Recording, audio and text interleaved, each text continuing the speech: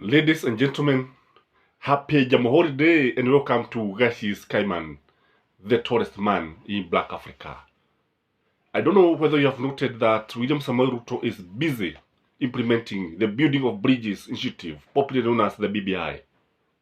And if you have been observing very keenly, you realize that William Samoei Ruto is actually determined to implement the BBI. And the BBI was a brainchild of Raila Amolo Odinga and the retired president Uhuru Muigai Kenyatta. Lakini swali ambalo tunajiuliza, kwa nini William Samoei Ruto, mtu ambaye tunajua vizuri sana, alipiga wazo hili, alipiga swala hili, alipiga dhana hii, kwa nini sasa akawa sasa ndiye mfuasi sugu wa BBI? Kwa nini akawa ndiye mtetezi wa BBI? And we know that even the Supreme Court, working with the deputy president then, were able to throw the BBI, and the BB and the toy were thrown away. But we are seeing now President William Samoei Ruto writing letters to the Speaker of the National Assembly and the Speaker to the Senate. And in that letter, it was very, very interesting because he wants the Speaker of Parliament to do the two major things. The first thing, according to that letter, is that he wants Parliament to amend the Constitution and create the office of the opposition leader and the deputy opposition leader. He also wants Parliament to change the Constitution and allow the nomination of 40 members of Parliament. This is very, very interesting. It is aimed at achieving the two-third gender rule. You remember, according to William Samoei Ruto, according to UDA, they have always been saying that kubadilisha katiba na kuwapa watu vyeo sio kazi yao. Kazi yao ilikuwa ni kuwatafutia watu kazi, kubadilisha maisha ya wananchi, and the bottom up economic nonsense which is not working. And it is very, very interesting. You also realize that he has gone ahead and nominated the chief cabinet minister, equivalent of the prime minister. Kwa sababu ukiangalia, these are the things that were proposed in the BBI. The only thing that he has ignored deliberately is the idea of one man, one shilling, because it is going to benefit the Kikuyus.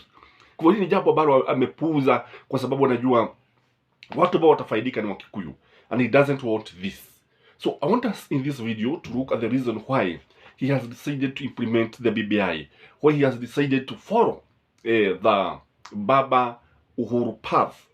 And if you're here for the first time, please subscribe to Gashi's Command, the tallest man in Black Africa. That is what I request for today, is my present for Jamhuri Day. Just subscribe if you have not, or if you have been supporting the policies of what we are advocating in our channel.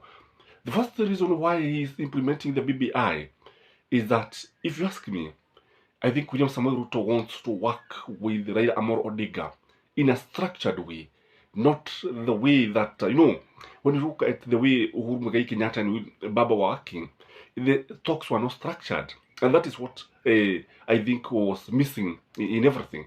Kwa sababu ilikuwa ni kama urafiki ambao haukuwa na misingi ambayo inahitajika kuwa katika mawasiliano au mazungumzo yote yale ili yawe rasmi. I think by having an opposition leader, I think this will create room for negotiation. This will create room for these two leaders meeting and talking and agreeing on so many things. Again, when you look at Raila Amolo Odinga will be a very powerful opposition leader. Not this that is proposed by Azimio and Kenya Kwanza. The leader of the opposition will be addressing Parliament once in a year. So this is very, very important in my view, because what we have is an opposition who is recognized by law. Is a leader who is very, very powerful. Again, he will be funded by the exchequer. It is very, very interesting. And above this, he will be given an opportunity to appoint commissioners, especially in independent offices. And he will be proposing names for appointment. Ukiangalia utaona kwamba this is a way of coming up with a way of making Raila Amolo very, very powerful, because they have realized that they need to talk this powerful man, this influential man who have always been fighting for democracy. I think it is a different way of a handshake. Again, when you look at this, it is like expanding the executive. Because when you have an opposition leader addressing parliament, appointing commissioners, and being funded from the exchequer, then this is part of the executive. You know, if it walks like a duck and quack like a duck, then this one is a duck. Definitely this is a duck. This is expanding the executive. This is handshake on another name. And I think the most surprising thing is that this was proposed. This was the original idea from Azimio. And again, this is what the BBI wanted to do. And this is what William Samoei Ruto is implementing. The other thing why he is ready to increase the number of women in parliament, there are several reasons. The first reason is because, you know, he has promised women so many things. He has promised them that they would be appointed maybe in various positions. And now they are missing, not in the principal secretary's list, not in the cabinet list. So you find people like Bishop Margaret Wajiro, who was very vocal, who was always supporting William Samoei Ruto. She is missing, and I think these are the people who are likely to be nominated to parliament when that time comes. You also find people like Keto Arugoro, a close ally of William Samoei Ruto, who stood with him, and she was not nominated anywhere. Even after losing the UDA nominations, William Samoei Ruto had promised her that she's going to be nominated, she'll be involved in the government. But now, she's missing. So these are the kind of leaders that he's creating position for. Pia kumbuka, kuna yule mama wa kuyeyusha kiuno, na mkumbuka mweyushaji kiuno ambaye alikuwa anafanya mikutano ya UDA na watu wengi sana kwa sababu alikuwa anayeyusha kiuno karibu kiwe mafuta. Unakumbuka that important lady, let me not mention her, but mnamjua. Watu kama hawa ndio wanatafutiwa vyeo because they are out in the court. And you know, one thing that William Samoei Ruto is doing, he's trying as much as possible to fulfill to reward royalty as much as possible. You realize he's trying to reward royalty. Those people who have been loyal to him, he is rewarding everybody. And in fact, I understand even the grassroots, he is rewarding so many people. Again, when you look at it, you realize that there are many friends with competing interests. There are many people who want to get his attention. There are some people who are very, very influential. And what there is that when they are outside the government, I think it is not good for UDA. It is better when they are in government. And I don't know, because I was expecting even Waitito to be given a more powerful position. Kwa sababu ukiangalia utaona kwamba kile cheo ambacho walipewa ni kile cha kinahusiana na mito.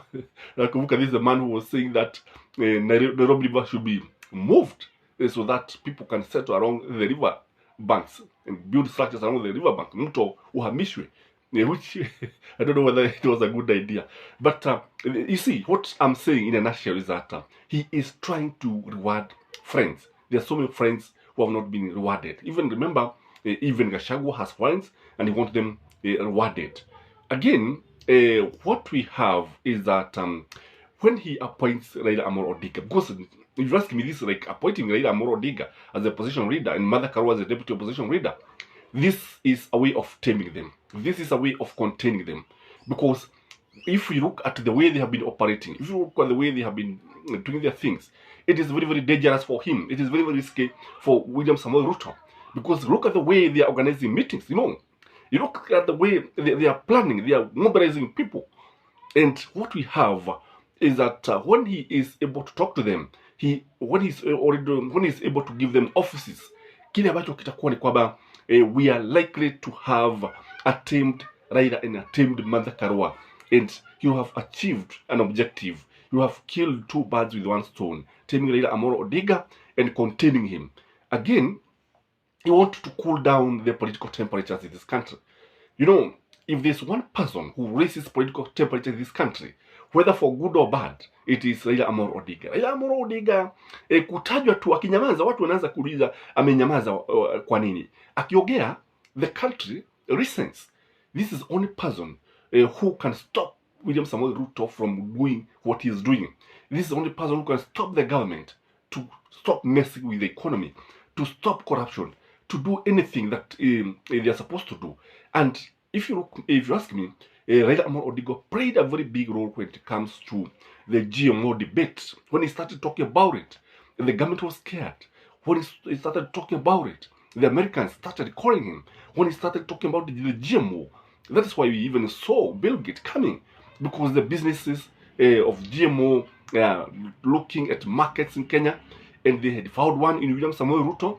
But when Baba talks, then things changes. Remember, I've always opined in this channel that Raila Amolo Odinga is an institution himself. Raila Amolo Odinga is a magnet. Raila Amolo Odinga is one person who has a following, and a serious following in that matter in this country. So by taming Raila Amolo Odinga in Martha Karua, you have cooled down the temperatures, and you're able to lead without much opposition, without much questions.